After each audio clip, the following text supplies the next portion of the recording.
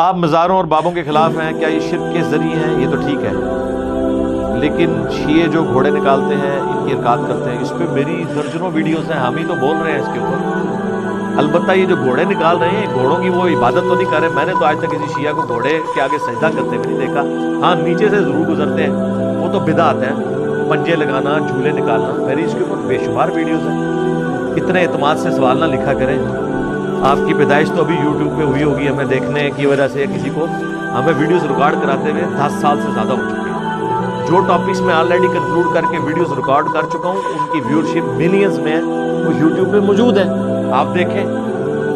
ماتم کے اوپر جا کے لکھیں، ماتم کے حوالے سے ٹاپ پہ جتنی ویڈیوز کھلیں گی وہ ہمارے پلیٹ فارم کی، کیونکہ اس کی ویورشپ سب سے زیادہ ہے۔ ان ساری چیزوں کو میں نے ایڈریس کیا۔ بہرحال شیعہ کو ایک ایج حاصل ہے کہ ان کی عقیدت کا محور صرف 12 امام ہے، اور سنی جس کو بھی دیکھتے ہیں کہ اس نے کپڑے اتار دیے اس کو اپنا بزرگ مان لیتے ہیں، کوئی بھی وہ مزار یا ڈھیری دیکھ لیں اس کے آگے جا کے جھکتے ہیں۔ اس لحاظ سے شیعہ کی جو گمراہی کا لیول ہے وہ سنی یعنی مراد اس میں اسپیسیفکلی بریلوی مکتب کے جو جہلاء ہیں ان سے کافی ان کا لیول بہتر ہے کہ انہوں نے کم از کم کہیں بریک تو لگائی ہوئی ہے۔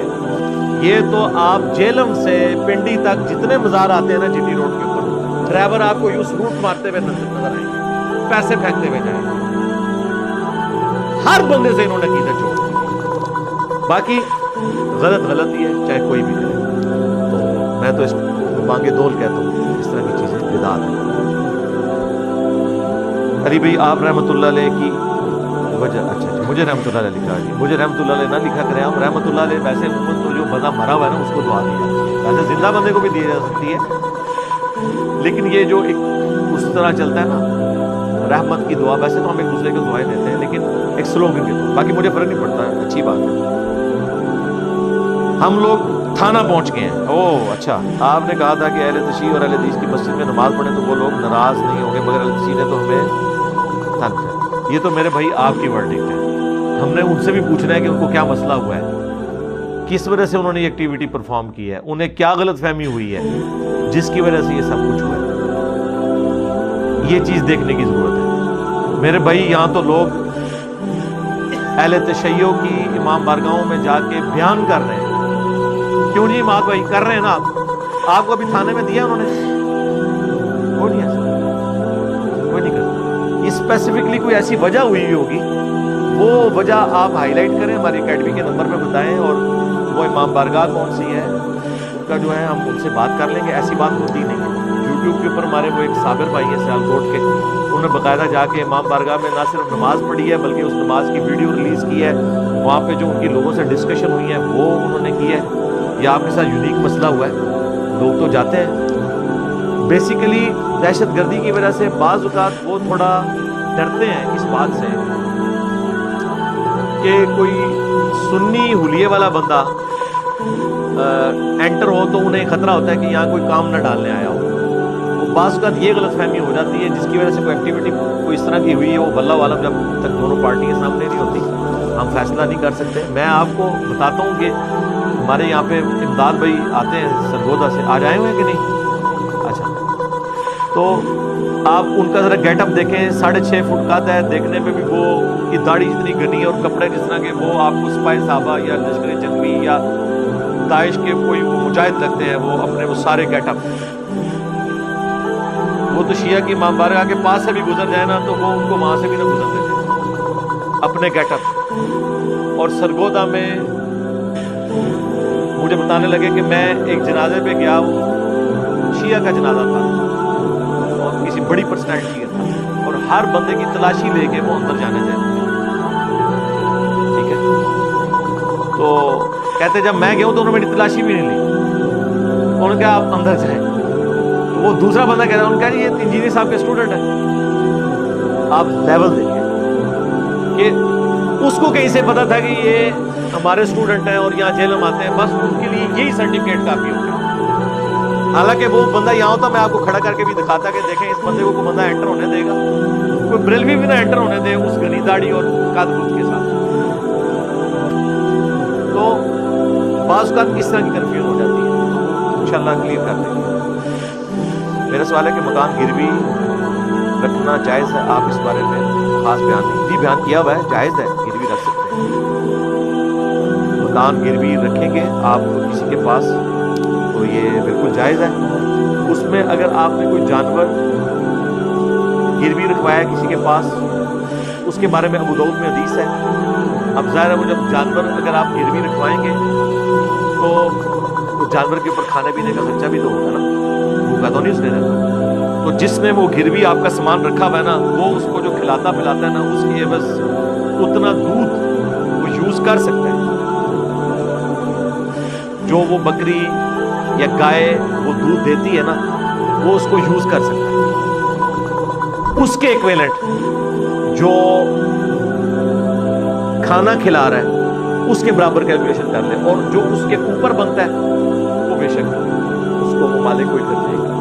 اس طرح جو یہ گروی مکان ہے، اس کو بھی اگر آپ یوز میں لانا چاہتے ہیں تو اپنے مالک مکان کے ساتھ کچھ طے کر لیں. ظاہر ہے کہ وہ مکمل طور پہ تو آپ اسے استعمال نہیں کر سکتے، اس کی ڈیپریسیشن بھی کسی درجے میں ہوگی. اس کے اگینسٹ وہ کرائے میں کوئی آپ کے ساتھ ایسا معاملہ کرنا چاہتا ہے کم، تو وہ کم کر دے گا، اور اس طرح معاملات کو لے کے چل سکتے ہیں. لیکن اگر کسی نے مکان کسی کے پاس گروی رکھوایا ہوا ہے تو وہ اس مکان کو ایبسولوٹلی یوز نہیں کر سکتا جب تک مالک سے اجازت نہ لے. اجازت لے لے تو داڑھی کے خط کا حوالہ دے دیں. داڑھی کے خط کا حوالہ المصنف ابن ابی شیبہ میں موجود ہے. پورا ایک چیپٹر ہے داڑھی کے بارے میں. اس میں صحابہ کرام کا وجود ہے کہ مٹھی کے بعد داڑھی کاٹتے بھی تھے، وہ تو بخاری میں موجود ہے. داڑھی کی لمبائی میری ایک ویڈیو یوٹیوب پر موجود ہے، وہ آپ دیکھ لیں، پوری تفصیل کے ساتھ میں نے بیان کیا. داڑھی عربی میں لحیہ، ان بالوں کو کہا جاتا ہے جو داڑھ پہ اگتی ہیں. یہ بال، یہ داڑھی کے بال نہیں ہیں، اور نہ یہ بال داڑھی کے. ہم تو یہ بھی نہیں کاٹتے، یہاں والے بھی نہیں کاٹتے، وہ ویسے ہی ٹھیک ہے. لیکن اب جس طرح بلوچی ہیں، ان کی داڑھی بعض کا چلتی چلتی یہاں تک پہنچ جاتی ہے. بعض کی تو بہت خوبصورت لگتی ہے، لیکن ان کی بہت گھنی ہو جاتی ہے تو وہ تو دیکھنے میں وحشی لگ رہے ہوتے ہیں. وہ ادھر تک بال بہت گھنے آ جاتے ہیں. تو ظاہر ہے پھر ان کو یہ والے بال صاف اگر وہ کرنا چاہتے ہیں کر لیں. یہ والے جو بال ہیں نا، وہ جو صاف کریں گے، یہ داڑھی کے بال نہیں ہیں، اس کا آپ حد بتا سکتے ہیں.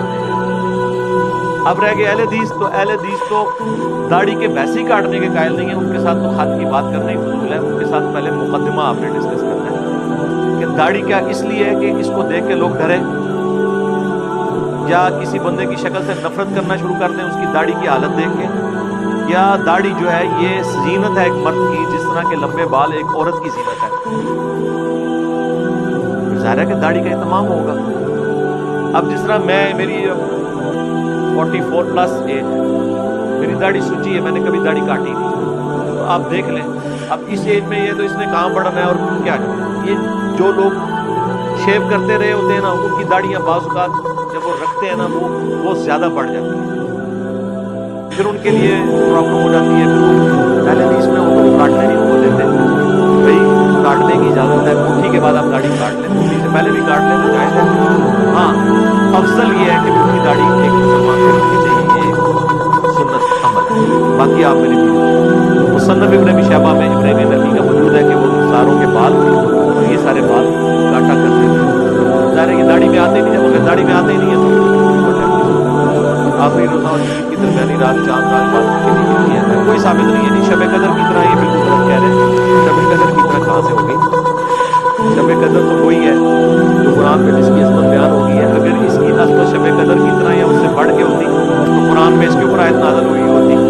شب قدر کے اوپر پوری صورت ہے، انا انزلناہ فی لیلۃ القدر.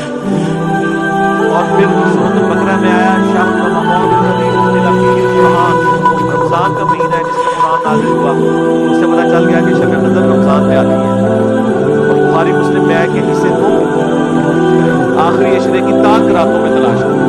اس سے بھی پتہ چل گیا کہ آخری عشرے کی تاک راتوں میں آئے گی.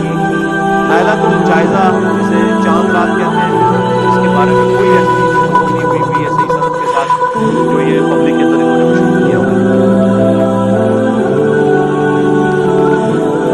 میں ایک سرکاری بینک میں جاب کرتا ہوں، کئی دفعہ ہمیں پتہ نہیں ہوتا جس کو ہم گرفتار کر رہے ہیں وہ گنہگار ہے یا نہیں. یہ آپ کا کام بھی نہیں ہے. آپ کو اگر وارنٹ مل گیا نا، آپ نے وارنٹ کو اوبے کرنا. وہ وارنٹ کسی کے غلط نکلے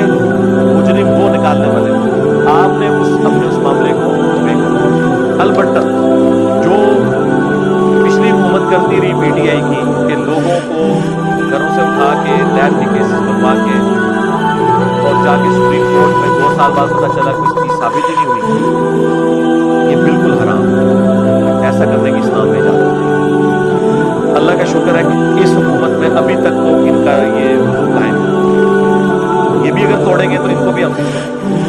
कल भी मैं वो इंटीरियर मिनिस्टर की प्रेस कॉन्फ्रेंस सुन रहा था, वो कह रहे थे कि हम पहले सबूत इकट्ठे करेंगे, ऐसे सबूत जो हम एविडेंस के तौर पे कोर्ट में पेश कर सकें, फिर हम गिरफ्तारी अमल में लेंगे। वो शेख रशीद साहब के जो भतीजे की गिरफ्तारी हुई है तो वो खुद ही उसने पंगा लिया था ना वीडियो बना के, अगर वो वीडियो ना होती, उसने बना के बकरिया ना बताया होता तो वो भी अंदर ना होता। शेख रशीद को अभी तक उन्होंने नहीं पकड़ा, ठीक है। तो वो कह रहे हैं पहले एविडेंस, यही तरीका है, पहले एविडेंस इकट्ठा करें। आप गोरों के मुल्कों में जाएं, 20-20 साल तक सबूत इकट्ठे करते रहते हैं, एंड में जाके